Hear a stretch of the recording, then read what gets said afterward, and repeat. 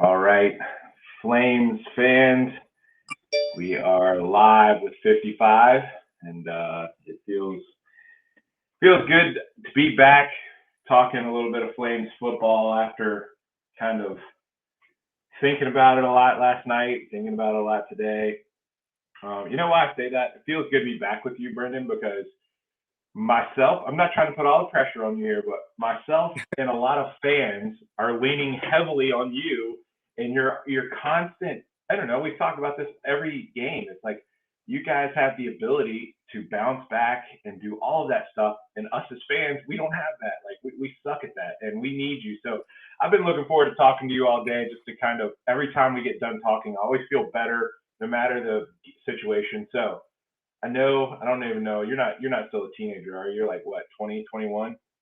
21. How old? 21. 21. And I'm leaning on you for emotional support here tonight. So no pressure. All right. So it was obviously a disappointing loss last night. What are the takeaways? I'll start there. Just simple, open it up. What are the takeaways for you and for your team? Yeah, our coaches always preach it's not the best team that wins the game. It's the best team that night that wins the game. And in the case last night, they were the better team that night. And, that one hurt a lot. But at the end of the day, sitting there and thinking about it, besides making corrections, isn't going to do anything good for you in the future. So, as you said, this is one you got to throw in the trash can quick and hold on to next week. So I have to ask you this every week because, like we have pointed out every week, we ball watch a lot as fans, especially on TV. How did the O line play last night? You in particular, your unit. Obviously, you're probably gonna have some stuff to clean up. But what are your takeaways on how did the O line play last night? I thought we fought. I think we had like 250 rushing yards, but at the end of the day, we didn't do enough. Thought we showed a great fight in the second half, fighting back down 14, but we've got to protect Malik a little bit better. And anytime you're first and goal at the 1 yard line and you don't score, you deserve to lose. So that definitely was another thing. I think we got to pick it up there. So, we talked about this a little bit in the opening, but, I talked about us fans. We go on like an emotional roller coaster. One week we love everything about it. The next week we hate it, can't stand it, don't want to be around it. We're ready for whatever's next. That's just part of being a fan, and it is what it is. Like, we can try to stay steady. Most of us are Flames fans for life. Like, we're not going anywhere despite our feelings. But saying that, are you still steady and ready to prepare just like you would last week? Just like you would if last week didn't happen or the loss didn't happen, if it was a win? Are you guys ready to kind of stay there mentally and kind of prepare the way you need to, despite what us fans are doing over here and going crazy? Yeah, we don't really look at the external factors or even the wins or losses, and we look at the process, and that process stays the same. We set a standard and we stick to it. So the film, the treatment, how hard we practice, that's not going to change regardless of if it's a win or a loss. But I think it's definitely important this week to keep that standard, keep that process, win or lose. Yeah, we found out a little bit about how this team, their fighter mentality after Syracuse. How do you keep that edge? How do you keep that fighting mentality and that fighting spirit in the moments like this throughout the long season?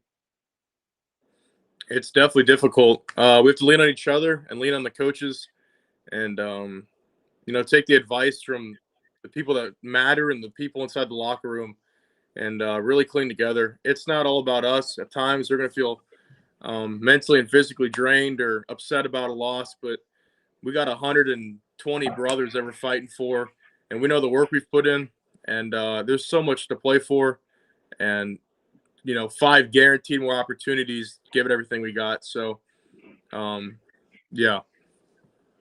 Yeah, I have a list of questions here that I was going to ask you, but I think that's it, man. That kind of like sums up the whole conversation. Is here I am being negative about this past game and just trying to flush it, trying to do this, and you just keep talking about we have a lot more to play for. We're steady. We're going to prepare like we everything, and that's kind of the message.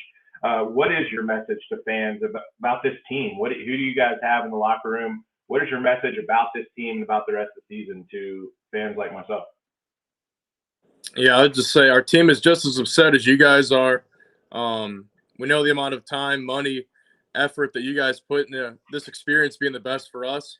And but going forward, just thinking about the past, it's not going to help us. It's not going to do any good helping us beat North Texas or Ole Miss or UMass down, these next couple of weeks. So we got to flip the script and focus on what's ahead and press on. So I can promise you that's what we'll be doing, and we'll be ready to play Saturday in Texas. That's awesome stuff, man. Hey, you're the best, man. You're a pro's pro. I love it. And thank you for making me feel better about the current situation. We do have a lot to play for, and sitting here sulking is not going to help anybody win a game next week. So thanks for that, man. And as always, fan the Flames. Hope you have a good week. And yeah, stay ready. Appreciate it. Thank you very much. Have a good night. Woo, man. Some great stuff there. He is he is always willing to do these things, to come on these things. And I just don't know if I definitely couldn't have done that at 21 years old. And on a team like that, as much as emotions get going and as much as they have invested in this. So yeah, props to him and the whole team. Honestly, guys, it's not just Brendan. We talk with him because we get along with him, and we've kind of known him for a while, and we talk with him every week as part of an NIL deal, and just kind of, we have that relationship. But what he just said was the mentality of this entire team from what I see. I mean, there's constant, Malik had a great quote a couple weeks ago, and I've been thinking about it a lot. He said, if you think about the past, you just become depressed. If you think too far about the future, you become anxious. What you have to do is control your present situation and live now. And basically, I've been thinking a lot about that, not just about this football team, but in my own personal life. So this team, Coach Freeze and staff have these guys mentally right where they need to be to absorb something like this.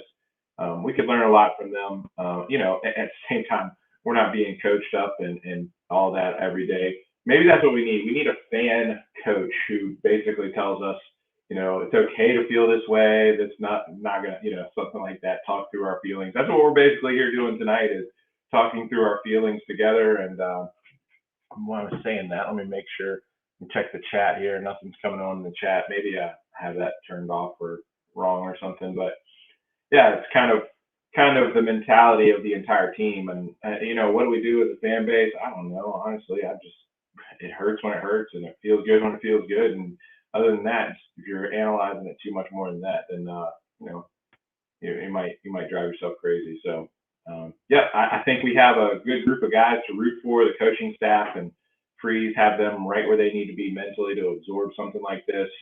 Talk about the game. We'll talk more about that on the podcast, about X's and O's and where they hurt us and what we could have done differently. But that's what we do. We play Monday morning quarterback. It doesn't mean we don't fully support the team, fully support the coaching staff, fully support these players. It's just kind of what we do as fans, and that makes our experience. And that's part of being a fan, honestly, is you get to play Monday morning quarterback. And, and that feels kind of odd because you can say things, it's always 2020 is hindsight's 2020. So whatever we say Monday is obviously right. We're not the ones putting the helmets on. We're not the ones going out there and making the play calls and doing all of that. So nobody's really going to judge us for anything. So, it's just the part of being an athlete and a coach versus being a fan like us. But all I know is we guys, I'll continue to constantly support, and by support, I mean, financially be there, watch every game, try to keep a positive momentum with the team and with the school and everything on Twitter. That's kind of me supporting the school, is by putting that positive momentum out there. So we can learn a lot from Brendan and the team and how they are handling this, but at the same time, this sucks. I personally will not get over this until we kick off next Saturday in North Texas. I'll be sulking all week, but again, I don't have to lace them up. And yeah, we will see how it goes next week, and to find out, even more about this team. And we have so much to play for. We have so much to play for. We win now. We win 3 or 4 more games. We're in the conversation of one of the better teams in Liberty history, and we have a lot to play for. A big time bowl game is still on the horizon. If we can imagine if we beat Ole Miss, Louisiana, and Army, that's I don't know how possible it is, but if it happens, we have a lot to play for. So I'll be here for it. I know you guys will too. Thank you so much for watching. And again, thank you to Brendan for his time and just how he's such a pro on these and gives us all something to kind of think about. So appreciate it, and go Flames.